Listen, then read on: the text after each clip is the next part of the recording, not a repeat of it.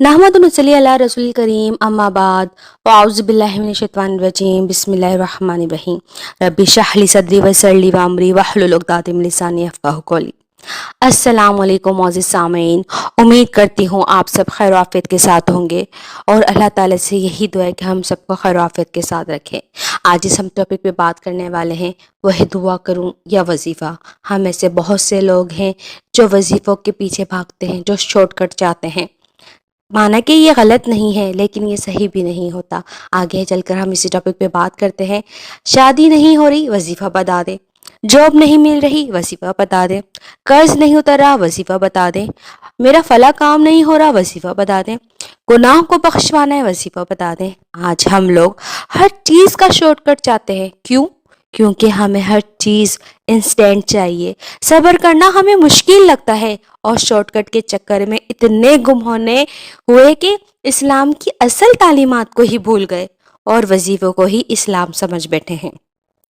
इस्लाम का वजीफ़ों से कोई ताल्लुक नहीं होता। वजीफ़े तो कुछ लोगों के पर्सनल एक्सपीरियंस होते हैं। अगरचा वजीफ़े करना गलत नहीं है लेकिन ये ठीक भी नहीं है, क्योंकि तजर्बात हर इंसान के अलग अलग होते हैं। ज़रूरी नहीं कि एक शख्स को जो रिज़ल्ट मिले आपको भी वही रिज़ल्ट मिलेगा।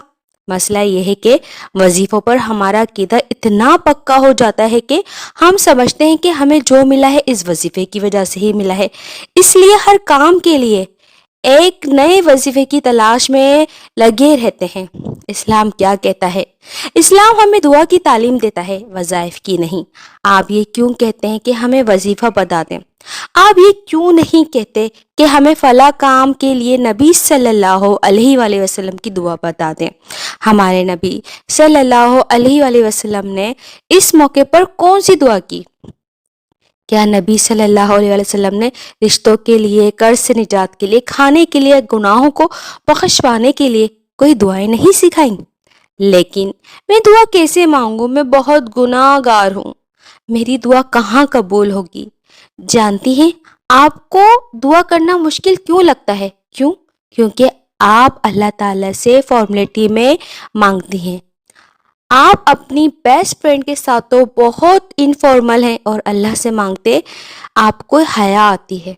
अल्लाह ताला ने सूरह बकरा में फरमाया है, जब मेरे बंदे मेरे बारे में आपसे सवाल करें तो आप कह दे कि मैं बहुत ही करीब हूँ और हर पुकारने वाले की पुकार को जब भी वो मुझे पुकारे कबूल करता हूँ।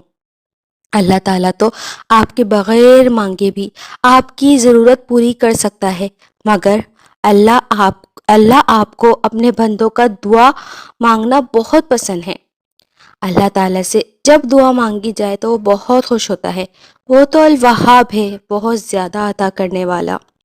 अल्लाह ताला ने सूरह मोमिन में फरमाया है, तुम्हारे रब का फरमान है कि मुझसे दुआ करो, मैं तुम्हारी दुआओं को कबूल करूँगा। जब भी दुआ मांगे यकीन के साथ मांगे कि मेरी दुआ ज़रूर कबूल होगी, क्योंकि आप इस ज़ात से मांग रहे हैं जो हर शे पर कादिर है। दुआ से पहले अल्लाह ताला की हम बयान कीजिए। दुआ में अपनी ज़रूरत को खुलकर बयान करें। दुआ में ऐसे ना कहें कि अल्लाह अगर तू चाहे तो अता कर दे या चाहे तो ना कर, क्योंकि अल्लाह को कोई मजबूर नहीं कर सकता, बल्कि यकीन से मांगे। दुआ की कबूलियत के ख़ास औकात तहज्जुद के वक्त, सजदों में, फ़र्ज नमाज के बाद यानी सलाम से पहले, तशहुद की दुआओं के बाद, अजान के बाद दुआ कबूल होती है। दुआ मांगे और मांगते रहें, दुआ को मुसलसल मांगते रहें और अल्लाह से अच्छा गुमा रखें। नबी करीम सल्लल्लाहु अलैहि वसल्लम ने हमें हर मौके पर दुआ की तालीम दी। अब ये हमारी जहालत है कि हम इन दुआओं से ला इल्म हैं। आज भी वक्त है, उठें और कुरान और हदीस का इल्म हासिल करें। मसनून दुआओं को याद करें, उनको अपनी दुआओं में शामिल कर लें और हर तरह के मन घड़त वजीफ़ों और ऐसे झूठ पिलाने वाले लोगों से आज़ाद हो जाएं। उम्मीद करती हूँ आप सबको पसंद आया होगा। अगर आपने अभी तक मेरा चैनल सब्सक्राइब नहीं किया है तो इसे सब्सक्राइब कर लीजिए ताकि आपको बर वक्त में नोटिफिकेशन मिलते रहें। अपनी दुआओं में बहुत ज़्यादा याद रखिएगा। व आखिर दवाना अल्हम्दुलिल्लाहि रब्बिल आलमीन।